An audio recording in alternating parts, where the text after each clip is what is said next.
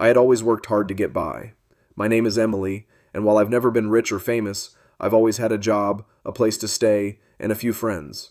My life was nothing extraordinary, just the simple routine of getting up, working, and surviving. But that day, walking into that high-end fashion boutique, I had no idea that everything was about to change. It started with a simple visit to the store. I didn't think much of it, just window shopping and looking at things I couldn't afford. The clothes were beautiful, of course, but they were far beyond my budget. I didn't mind. I've never been one to care much about material things. What I didn't expect was the way I'd be treated. I stepped inside, the bell above the door jingling softly as I walked in. The air inside was thick with the scent of expensive perfumes and fresh new fabric. The displays were immaculate, each piece of clothing looking so perfect that they seemed almost untouchable. I wandered through the aisles, admiring the designer labels that I could only dream of wearing, but I didn't expect to actually buy anything. I never expected to get noticed. That's when Carmen, the store manager, spotted me. "Excuse me," she said, her voice dripping with condescension as she walked over to me. "Don't put the merchandise against your clothes like that. Excuse me, but if you can even call them that, your clothes are filthy. I won't have you messing up our clean merchandise." Her words hit me like a slap in the face. I wasn't offended at first. I was more surprised by how blunt she was. But it stung. I didn't know how to respond. Carmen didn't even wait for me to speak before she continued, sizing me up with her eyes. "People like you don't belong here," she continued. "Maybe you'd be more comfortable shopping at Gap or Target. This isn't a place for, well, people like you." Her words left me frozen in place. I wanted to say something, but the lump in my throat kept me silent. Was I being judged for my clothes? For my appearance? I'd never been rich or glamorous, but I had never been treated like this before. I wanted to walk out, but something stopped me. Maybe it was the anger bubbling up inside, or maybe it was because I was tired of letting people like Carmen make me feel small. I wasn't going to let her get away with it. I turned to Carmen, keeping my voice calm but firm. "I don't think you understand. I'm not here to cause trouble, but I also don't think you have the right to treat me like this just because I don't look like I belong." Carmen sneered at me. "I have eyes and I know exactly who belongs here. You don't. Now do us both a favor and just leave. Don't touch anything." I stared at her, barely able to process what she had said. I couldn't believe the audacity of it all. But just as I was about to walk out, something caught my eye. There, sitting quietly in the corner, was Megan, one of the employees. I had seen her before. She was always so polite, always working hard. She was the kind of person who deserved recognition, but had always stayed out of the limelight. Megan stepped forward, her voice soft but firm. "Carmen, please, that's enough. You can't treat customers like this no matter who they are. It's unprofessional." I could see the tension building between them. Carmen wasn't used to being challenged, and Megan's words hit her hard. Carmen glared at Megan, her face turning a shade redder. "You don't get it, do you? People like her can't afford to shop here. She's just wasting our time." Megan didn't back down. She kept her calm and spoke directly to Carmen. "You don't understand the way things should be. We're supposed to serve people, not judge them. Treat everyone with respect, no matter their background or their clothes." Carmen didn't take kindly to that. She took a step toward Megan, her tone turning colder. "You want me to fire you for this? For standing up for someone like her?" Megan swallowed, her expression unflinching. "No, I don't want to get fired, but I can't just stand by and watch you treat someone like this." The air felt thick with tension. I couldn't believe what was happening. I wanted to say something, but my heart was pounding too loudly in my chest. The whole scene was surreal, like I was watching it from outside my own body. But Megan wasn't afraid. She was standing up for what was right. After a long pause, Carmen turned away, muttering under her breath. "Fine, but if you're so insistent on making a scene, do it elsewhere. I have work to do." I turned to Megan, trying to hide the gratitude I felt. "Thank you," I whispered. "You didn't have to do that." Megan smiled at me, her voice soft. "It's just the right thing to do." But things didn't end there. After Carmen walked away, Megan approached me again. "I know this isn't the kind of store you usually shop at, but you deserve to be treated better. I'll make sure you get to try on anything you want." Her kindness was a lifeline in that moment. I didn't expect it, but I was so grateful. I didn't care if I didn't end up buying anything. I felt like a human again, not just a number or a stereotype.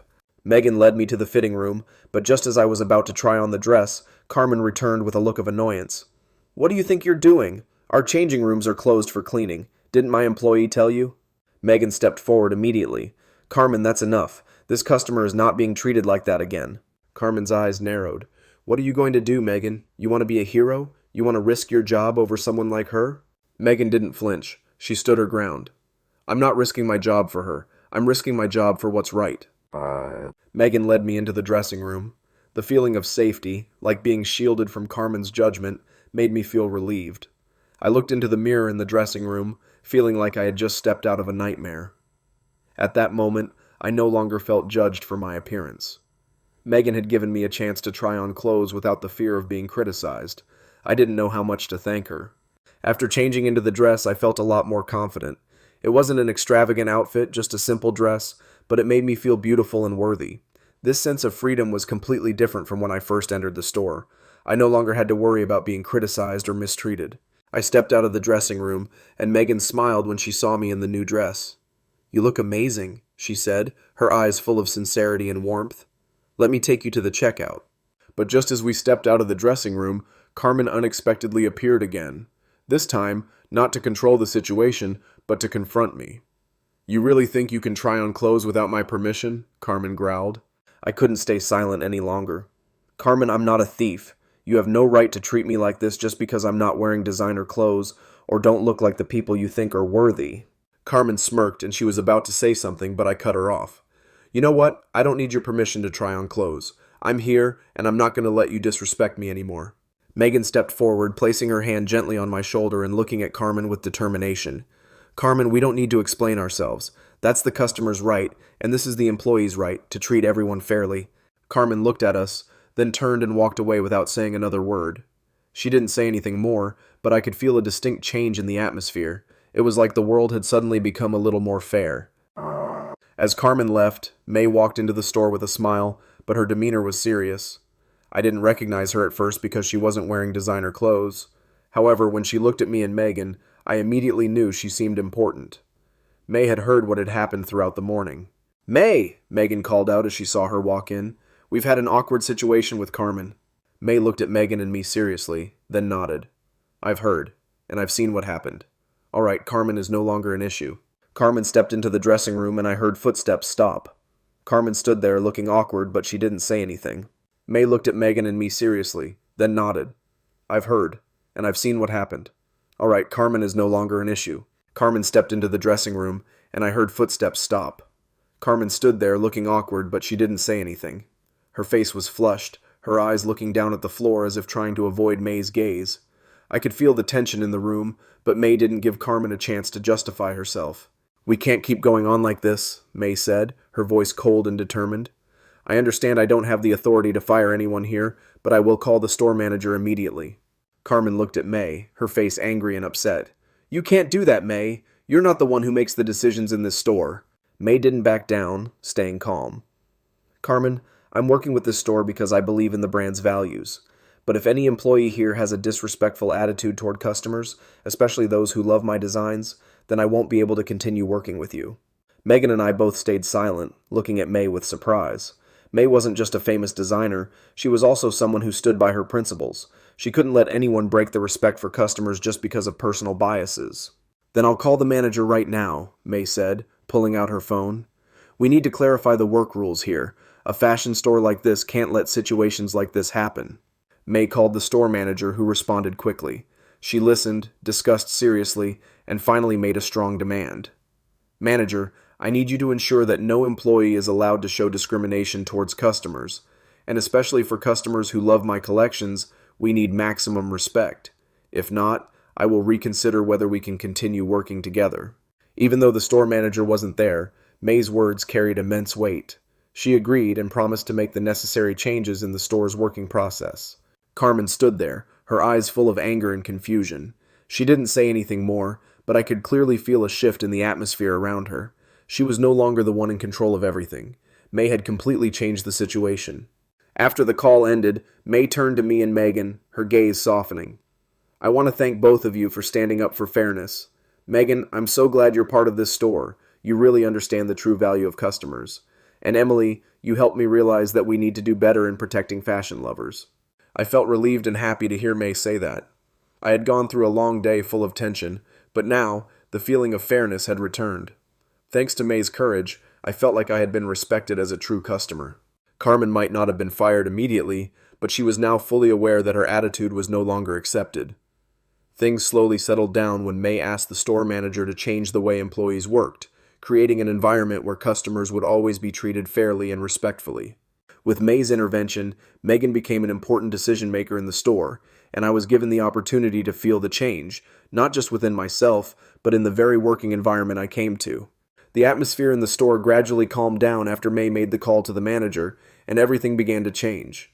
Megan stood there, still slightly stunned, but her eyes lit up with confidence and pride. She was being recognized not only for her courage and persistence, but also for her character. Megan had proven that respect and integrity could make a huge difference, even if it sometimes meant facing opposition and challenges. I looked at Megan, feeling relieved as I saw her smile at me. "Thank you for standing up for me. You really changed everything here," I said, my voice trembling with emotion. Megan just smiled and shook her head. "No need to thank me. We should treat others the way we want to be treated. That's the most important thing." May didn't forget to continue encouraging us. "Thank you both for helping me realize that it's not just talent, but courage that makes a difference. I'm very proud to have met you both." With May's praise, I felt like a fire ignited within me. Finally, I felt respected and recognized. I was no longer an outsider, not just a customer who didn't measure up. I was someone of value, even though I wasn't part of the glamorous world that Carmen and people like her had created. Carmen, standing silently in a corner, couldn't hide the anger and disappointment in her eyes. She had been left behind, with no place for arrogance and discrimination. The sense of power Carmen once had was now gone, and she had to face the reality that her own attitude had harmed her. When the store manager took May's feedback, Carmen was given a serious warning, and even though she wasn't immediately fired, her future in the store was nearly over. Everyone had seen her true nature, and no one wanted to continue working in such an environment. Carmen would have to face loneliness and failure. She didn't understand that her lack of respect for others, just because they didn't have fame or money, had caused her to lose opportunities in her career. She hadn't learned the important lesson about fairness and respect. People like Carmen, living in a world of discrimination, would always have to pay the price for their thoughtless and selfish actions. This story isn't just a lesson about fairness and patience, but also a reminder of how we should treat each other in a competitive society. We can't judge others just by their appearance, reputation, or social status. What really matters are their actions and how they treat those around them. What about you? Have you ever had to face discrimination or misjudgment about yourself? Have you ever stood up to protect those who were treated unfairly? Share your story in the comments below this video. I'd love to hear your story and thoughts. Don't forget to like and share this story with your friends to spread the message of fairness and respect. And if you feel this story has inspired you, don't forget to subscribe to the channel to follow more meaningful stories. Social prejudices always exist like a shadow, clouding the way we perceive and judge one another. Unfortunately, many people are still judged solely by their appearance, by what they wear, how they speak, or even where they go. But the truth is, these things are just the outer shell, and cannot fully reflect the true person inside. Appearance is only a small part of the story, while the real values, such as kindness, intelligence, and talent, lie deep within and are the things that need to be discovered and appreciated. But have we ever asked ourselves if we are judging others based on their outer shell? Can we judge a book just by its cover? Let's take the time to get to know each other, to learn the stories hidden behind each person, and to learn how to evaluate others based on their real values instead of just looking at the external things. Surely everyone has their own story, dreams, and desires that we will never realize unless we are open-minded and understanding. So, what do you think about this? Have you ever been judged by your appearance? Or have you ever judged someone just by the first impression without knowing what they've been through? Feel free to share your thoughts in the comments below this video. I'd love to hear your story and discuss how we can change our perspective and not let prejudices influence our lives.